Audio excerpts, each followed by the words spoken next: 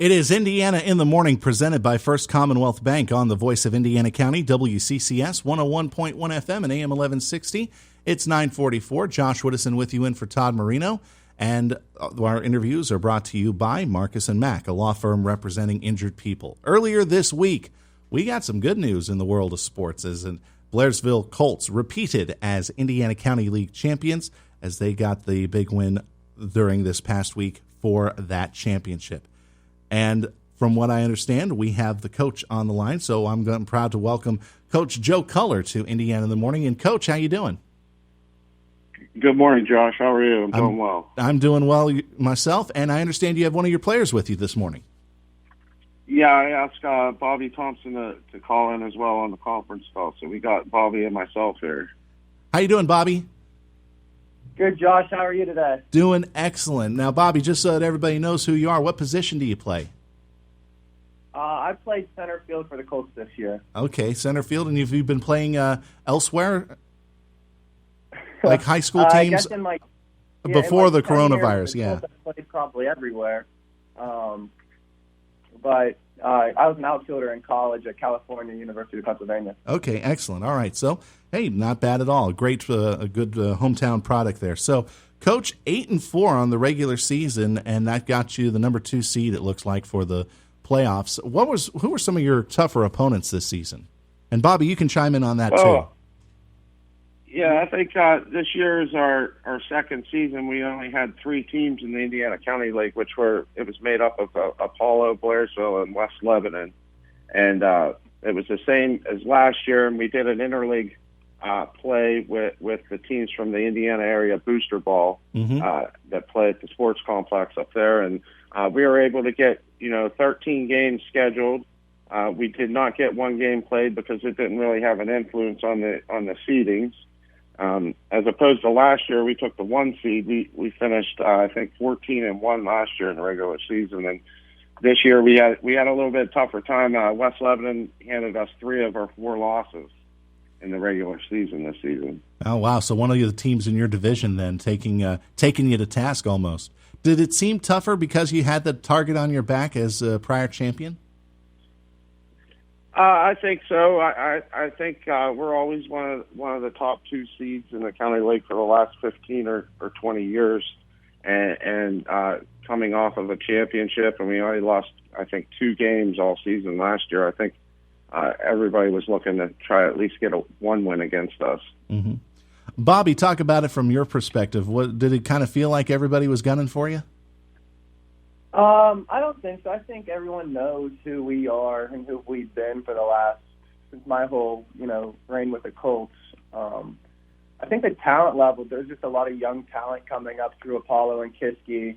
And then even West Lebanon, they're getting a lot of West Shamokin kids, Marion Center. They're just a lot of young talent that's coming up through, and they're just going to continue to get better and better every year. And I think that's what is making West Lebanon so good right now. You have their core guys that are kind of a little bit older, but even like Tanner Yard's one of their main guys, and he's 22. So there's just young talent on that team. Okay, Bobby, what do you think was the best moment for, outside of winning the championship? What was the best moment of the season for you and the players? I'll chime in on this one. I think Bobby's catching center field in the 6th inning on Monday night was the big highlight. Bobby, do you agree? That was pretty cool. Got to tell it to us then, Bobby. I know you're modest. I thought Lou Downey played end of the game was very impressive. Mm-hmm. That's just the play. It was no look, just barehanded down the line and throw it and just trust your instincts. I thought that was really impressive. Lou's a great ball player. Mm-hmm. One of that sounded like a play that could have made web gems on Baseball Tonight. I think both could have, yeah. Yeah. For sure. So Coach, talk about talk about that championship game and how tough was the opponent there? Who was your opponent? I believe it was Apollo, right? No, I'm sorry. We played Apollo last year in the finals. That's right. I got my teams. West Lebanon. Got my teams confused. I apologize. Yeah, that's fine. It's a long season. Attributing like Bobby said, the neat thing for me I'm one of the older players in the league. I'm 37 this year. This is my, I think, 18th or 19th season with the Colts. Mm-hmm. And it was kind of interesting to see when I first started out, we were always battling with West Lebanon. West Lebanon had the older, more experienced guys. They had, Gary Worm and Dave Hoff to pitch for them. They had Ernie Peterman, both the yards. They had a lot of guys, Chad Prue. And the interesting thing now is I've been around the league so long, I'm starting to see those guys' kids playing now. Like the big core of West Lebanon are the Yard Boys and the Prue Boy, and those are all guys that I played against and looked up to. And, we had a lot of trouble with those teams back in the early 2000s. And now, I attribute that to their experience, and now we're kind of on the more experienced end, and we're watching those young guys grow. Mm-hmm. You're listening to Indiana in the Morning. I'm talking with Coach Joe Culler and center fielder Bobby Thompson from the Blairsville Colts, who have recently won Indiana County League, and this is their second consecutive championship. Both of you can chime in on this as we continue to go along. With COVID-19 coming through, how much did COVID affect the season for your team? I'm not talking about from a medical. Go ahead. Since George Sikorsky, he's been our league commissioner for the last, I think, 15 years. He stepped down last summer after the season, and he kind of left it in the hands of the managers. And Bo Putt manages West Lebanon, and George Galo manages Apollo. And we kind of we were planning on meeting in February, and then COVID came up, and we said, hey, let's just kind of hold off and see what happens. Well, March came and went, April came and went, May came, and we started hearing about the green phase. So Bo and I decided that we would wait until we went green, and in the midst of that, we were putting a schedule together, and I think it was maybe 2 weeks after we went green, we started our first game was June 21st. So, we gave the virus time to get, make its way here, and we learned about it, and I think we waited until the utmost safest point in the summer to start our season. What other precautions did the league take as far as COVID-19 was concerned? I think just your everyday things. Our guys wore masks. We stayed in small groups. None of us really tried to go traveling too much. Most of the people that on our team that work, they work in small groups of people. So our contact with outsiders, so be it, was minimal. Oh, so not exactly a bubble type situation, but something close to it then. Exactly. And, we basically kind of just tried to mirror what the major leagues was doing. Some guys were wearing masks and during the game, and, guys were hand sanitizing in between innings and so forth. But I think you just have to look at it from the outside and consider ourselves lucky. Yeah, that was my next question, actually, if you had taken some cues from the major leagues about what to do and what not to do.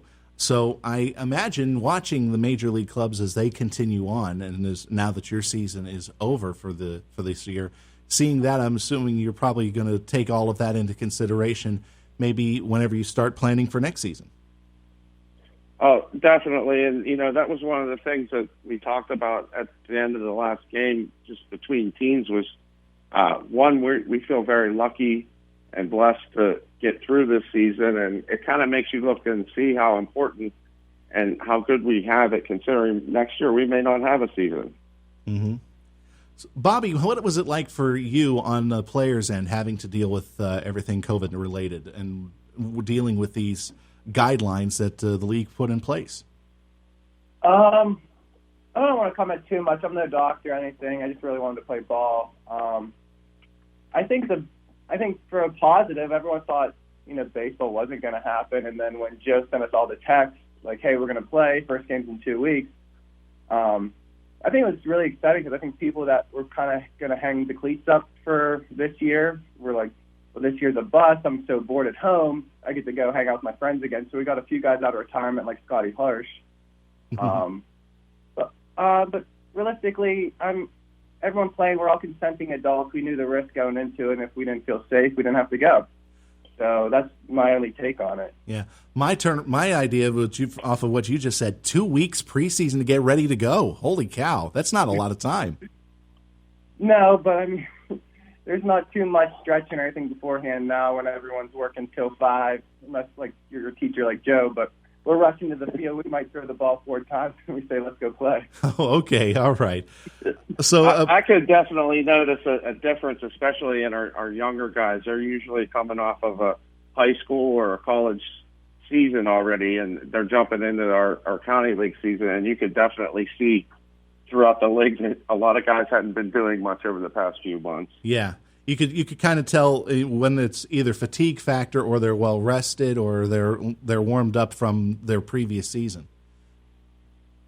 Right. So, all right, and I got to tell you, it sounded like, though, when everybody heard that the season was ready, 2 weeks, get yourself ready, everybody just jumped on board, because knowing you guys having a passion for baseball as a side activity outside your normal jobs, I mean, you got to love it to be able to play it, and I did love it when I was a kid. I don't think I could play it anymore, but you know, but you know what? It sounds like you guys had a lot of fun with your season.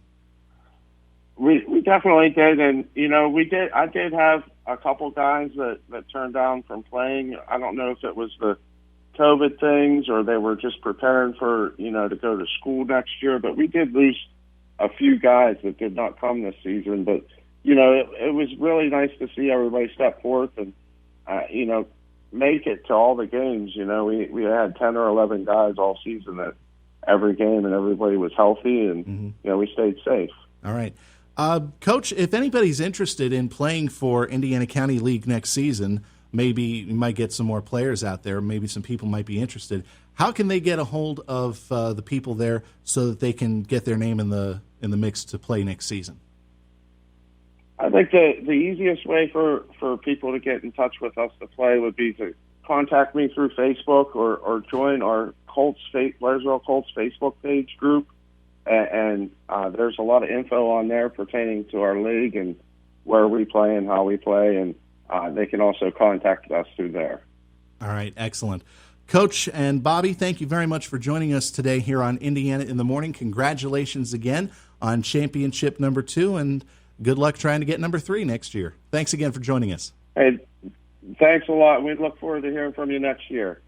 Thanks again, Bobby. Josh. All right, thank you guys. Yep. Bye-bye. And that was Bobby Thompson, center fielder, and Coach Joe Culler of the Blairsville Colts joining us this morning here on Indiana in the Morning, presented by First Commonwealth Bank. Our interviews are presented by Marcus & Mack, a law firm representing injured people.